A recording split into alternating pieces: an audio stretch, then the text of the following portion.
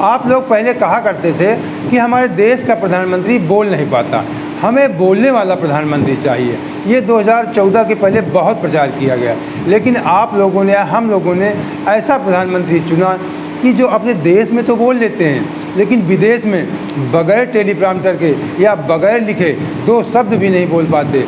दोस्तों नमस्कार, हमारा नाम योगेश शुक्ला है और आप इस समय इस पर संदेश देख रहे हैं।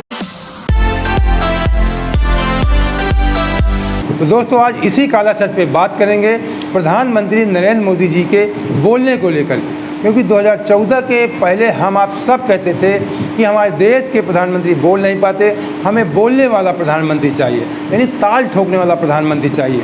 लेकिन ऐसा प्रधानमंत्री नहीं जो सिर्फ रैलियों में ताल ठोकता हो, लेकिन मीडिया के सामने प्रेस कॉन्फ्रेंस कभी ना करता हो, या विदेशों में जाकर बगैर टेलीप्रॉम्प्टर के ना बोल पाते हों, या बगैर लिखे 2 शब्द ना बोल पाते हों।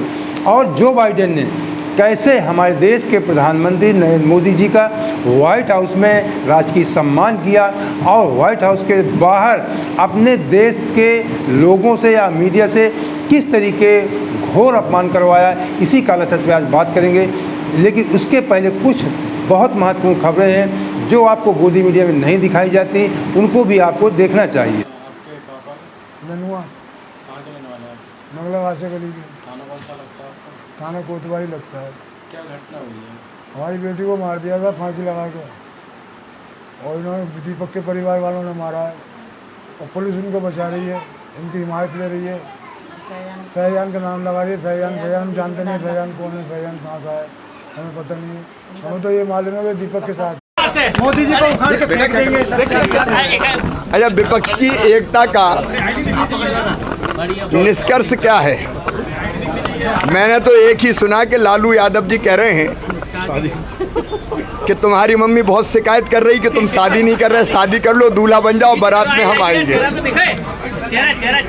बाकी वो दूल्हा कौन है और बारात कौन है इसका ठिकाने नहीं है। जैसे जब भारी बाढ़ आती है तो अपनी जान बचाने के लिए कई जीव जंतु एक पेड़ पे बैठ जाते हैं। एक ही पेड़ पे आप देखेंगे मेंढक भी है, सांप भी है, बंदर भी है, क्योंकि नीचे पहाड़ का किसी खुद समझ जाओ भैया, एक ही बात है कि लड़ो मत, डरो मत और लड़ो मत। उम्मीदवार इतने खड़े हो गए हैं कि मुसीबत हो रही है, किस किस को समझाएं किस किस को नहीं समझाएं।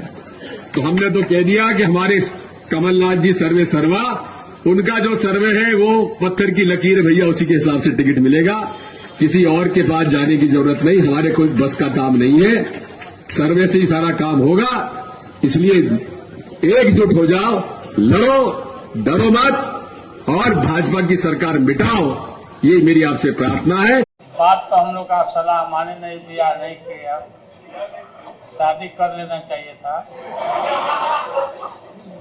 और अभी भी समय गया, बीता नहीं है, शादी करिए और हम लोग बराती चले और शादी करिए, बात मानिए। आपकी मम्मी हमको कैसे हो जाए, एकदम पक्का करना पड़ेगा। मम्मी आपकी बोलती थी कि आप हमारा बात नहीं मानता, शादी करवाइए आप। दोस्तों जो अभी आपने तमाम खबरें देखी उसमें 2 अहम खबरें थी। एक तो अहम खबर थी जो मुस्कान के माता पिता कह रहे थे कि हमसे कहा जा रहा है कि वो कह रहे हैं कि हमारी लड़की मुस्कान को दीपक ने मारा, वो कह रहे हैं कि लेकिन पुलिस कहलवा रही है कि आप कहो कि फैजान ने मारा। एक महत्वपूर्ण खबर थी, आप इस बात को समझ सकते हैं। और दूसरी महत्वपूर्ण खबर है जो इस समय पूरे देश में चर्चा का, पूरी दुनिया में चर्चा का विषय, मैं कई वीडियो बना चुका हूँ, लगभग हर वीडियो में चर्चा करता हूँ मणिपुर हिंसा को लेकर के। तो आज मणिपुर हिंसा को लेकर लगभग 55 दिन हो रहे हैं। आज अमित शाह जी ने सर्वदलीय बैठक दिल्ली में बुलाया था, जिसमें मणिपुर के जो पूर्व कांग्रेस के मुख्यमंत्री वहाँ 15 साल रह चुके हैं, ओकामा जी, उनको 3 घंटे की बैठक चली और 3 घंटे की बैठक में उनको मात्र 7 मिनट का समय दिया गया। वो मणिपुर के विपक्ष के प्रमुख नेता हैं, साथ ही साथ 15 साल का अनुभव भी है उनके कार्यकाल में। मणिपुर, मैं आपको थोड़ी जानकारी दूँ दे दूं कि सन 2001 में भी वहाँ हिंसा कुछ हुई थी, क्योंकि उसके बाद जब कांग्रेस सरकार आई है 15 साल ओकामा जी मुख्यमंत्री रहे, तो इनके कार्यकाल में शांति व्यवस्था वहाँ बहाल रही, मणिपुर अच्छे से रह रहा था। लेकिन अचानक वहाँ पे हिंसा भड़की अभी 3 मई के द्वारा, किस मुख्यमंत्री के कार्यों के द्वारा, कारनामों के द्वारा। मैं इस पर कई वीडियो बना चुका हूँ। और जो पूरे मणिपुर के बारे में अच्छे से जानता, जो 15 साल वहाँ का मुख्यमंत्री रह चुका हो, उसको मात्र 7 मिनट बोलने का समय दिया गया है। ये हमारे देश की, ये कोई पार्टी का मामला नहीं है, ये हमारे देश की भी अनदेखी है कि अच्छे लोगों की हमें अनदेखी करना है। हमारे देश की हिंसा का मामला है, उसको हमें किसी भी तरीके, किसी भी रास्ते से उसको हमें शांत करवाना है। हमें ये नहीं देखना कि कांग्रेस पार्टी का है, किस पार्टी का है। यहाँ तो इस समय चल रहा है कि मणिपुर की हिंसा शांत हो जाए। प्रधानमंत्री जी एक शब्द नहीं बोल रहे हैं, सोनिया जी शांति संदेश दे चुकी हैं, सारे नेता शांति अपील कर चुके हैं, लेकिन प्रधानमंत्री जी अभी तक वहाँ पे शांति की अपील भी नहीं किया। और जो उस राज्य के बारे में जानता उसको बोलने भी नहीं दिया जाता। ये तो मैं थोड़ी सी आपको झलकियाँ दिया मणिपुर हिंसा को लेकर के, क्योंकि अभी वो हिंसा जारी है, वहाँ शांत नहीं हुई है। अब बात कर लेते हैं जो प्रमुख बात है कि जो बाइडेन ने कैसे हमारे या मोदी जी का घोर अपमान कर दिया। उधर मैं आपको जानकारी दे दूं, थोड़ा 2 वीडियो पहले मैं आपको और दिखा देता हूं कि कैसे अपमान हुआ, बाहर क्या हो रहा था, उसके बाद बात करते हैं।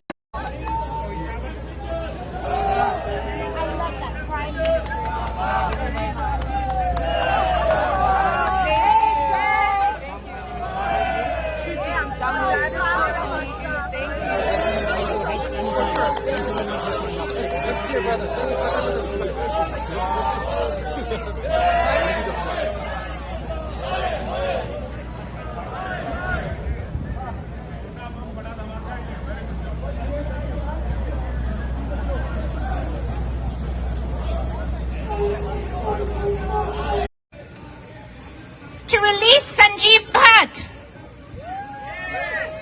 and Omar Khalid. What do you say, Modi? Biden, ask him to. Demand it.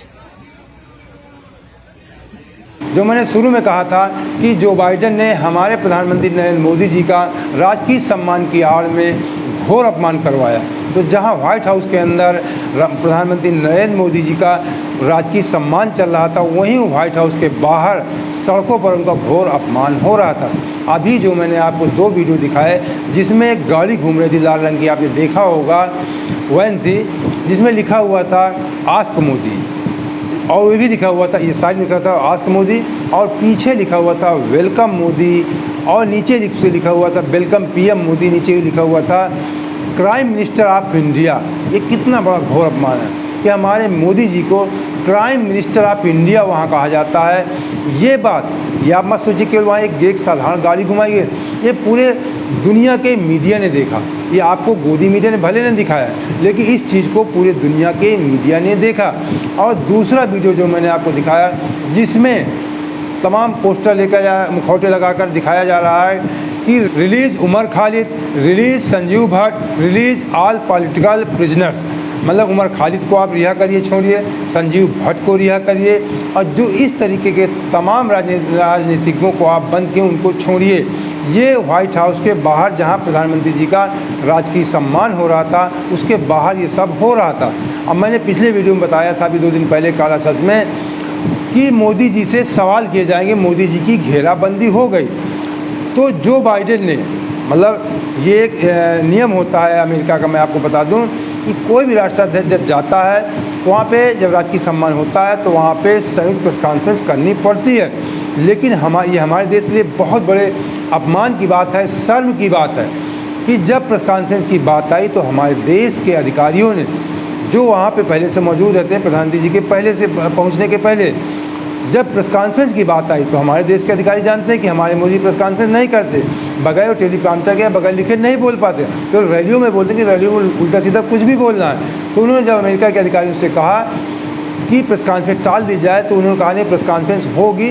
तो केवल 2 प्रश्न रखे गए, लेकिन उसमें जो महत्वपूर्ण प्रश्न था लोकतांत्रिक मूल्यों को लेकर के, जो मैंने पिछले वीडियो में कहा था कि वहाँ के 70 सांसदों ने पत्र लिखा था जो बाइडेन को कि मोदी जी से सवाल किए जाएं कि आपके यहाँ आप अल्पसंख्यकों की अनदेखी करते हैं, विपक्ष की अनदेखी करते हैं, मीडिया को दबा कर रखते हैं, इस तरह के प्रश्न किए जाएं। वहाँ के सांसदों ने एक पत्र लिखा था जो बाइडेन को, तो जो बाइडेन ने सोचा होगा अब सीधे मैं आपको बता दूं, सीधे एक राष्ट्राध्यक्ष कि किसी दूसरे देश के राष्ट्राध्यक्ष का अपमान करे या इस तरह को सवाल करे तो वो अपने आप को अपमान समझेंगे और पूरी दुनिया में एक गलत संदेश जाएगा कि अमेरिका अपने देश में बुला करके दूसरे देश के प्रधानमंत्री या राष्ट्रपति का अपमान करता है। तो उन्होंने एक कहावत है ना कि सांप भी मर जाए और लठ भी ना टूटे, तो उसी प्रकार जो बाइडेन ने दिमाग लगाया, मोदी जी को घेरवा दिया। मैंने कहा था कि मोदी जी की घेराबंदी हो गई अमेरिका में, तो ऐसा घेरवाया, प्रेस कॉन्फ्रेंस भी करवा दिया और बाहर सड़कों पर प्रदर्शन भी करवा दिया, जिसको पूरी दुनिया ने देखा, लेकिन भारत के गोदी मीडिया ने नहीं दिखाया। और प्रेस कॉन्फ्रेंस में वही प्रश्न पूछा गया जो 70 सांसदों ने कहा था। और उसके अलावा उसी दिन एक बहुत बड़ी बात, मैंने वो दूसरे CNN चैनल का वीडियो था जिसमें बराक ओबामा, वहाँ के पूर्व राष्ट्रपति, ने एक इंटरव्यू दिया उस चैनल को। उन्होंने कहा कि मैं अगर होता तो प्रधानमंत्री नरेंद्र मोदी जी पूछता, मैं उनको अच्छी तरह से जानता हूँ। उन्होंने कहा कि बाइडेन को पूछना चाहिए कि भारत में अल्पसंख्यकों की अनदेखी क्यों की जाती है। अगर ऐसा होता रहा तो मैं इससे, उन्होंने कहा अपनी उसमें कि ये भी हो सकता है कि आने समय में भारत बढ़ सकता है, जो भारत के लिए अच्छा नहीं है। ये बराक ओबामा ने कहा जी, उस बराक ओबामा ने कहा जब बराक ओबामा राष्ट्रपति थे और प्रधानमंत्री नरेंद्र मोदी हमारे देश के प्रधानमंत्री थे, तब ये बराक ओबामा को बराक किया करते थे। मतलब एक दो कि हमारे बराक से बहुत अच्छे संबंध हैं, एक हमारा मित्र है, लेकिन कोई भी मित्र हो, जो अच्छा मित्र हो वो आपको सही सलाह देगा। तो बराक ओबामा ने सलाह दिया कि मोदी से अगर मेरी बात हो तो मैं इस बात को रखूँगा कि अल्पसंख्यकों की आप अनदेखी बंद कर दीजिए और देश में जो आपके लोकतांत्रिक मूल्यों को आप दबा रहे हैं, इससे आपके देश का खतरा है, देश बढ़ सकता है। उन्होंने कहा, ये भी कहा कि हम ये नहीं चाहते हैं। उन्होंने सहानुभूति जताई कि जो भारत के लिए अच्छा नहीं है। तो इस तरह हमारे देश का जो हम पूरा गोदी में दिखा रहा है कि पूरी दुनिया में मोदी जी का सम्मान हो रहा है, भारत का डंका बज रहा है। तो पूरी दुनिया में क्या हो रहा है मैंने आपको दिखाया और बताया। लेकिन अब आपसे चलते एक निवेदन भी मैं करूंगा कि इसी तरह की अगर आप निष्पक्ष खबरें देखना चाहते हैं तो आप हमारा आर्थिक सहयोग कीजिए। हमारे चैनल को ज्वाइन कर सकते हैं आप, जो चैनल के ज्वाइन बटन है उसके माध्यम से कुछ मंथली पेमेंट होते हैं, उसके माध्यम से आप हमारा आर्थिक सहयोग कर सकते हैं। अगर ये भी नहीं कर सकते तो वन टाइम पेमेंट करके आप भी हमारा आर्थिक सहयोग कर सकते हैं। हमारा नंबर डिस्क्रिप्शन बॉक्स में भी रहता है और स्क्रीन पर भी लगा रहता है। हम कोई बहुत बड़ा आपसे आर्थिक सहयोग नहीं मांगते, 150 पैसे लेकर कुछ भी आप हमारा आर्थिक सहयोग कर सकते हैं। आप जानते हैं कि बगैर आर्थिक सहयोग के इस दौर में, जो इस समय दौर चल रहा है, निष्पक्ष मीडिया दिखाना कितना कठिन कार्य है। अगर ये कुछ भी नहीं आप कर सकते तो कम से कम हमारे चैनल सब्सक्राइब करके और लाइक करके दोस्तों को शेयर तो कर ही सकते हैं। जय हिंद, जय भारत।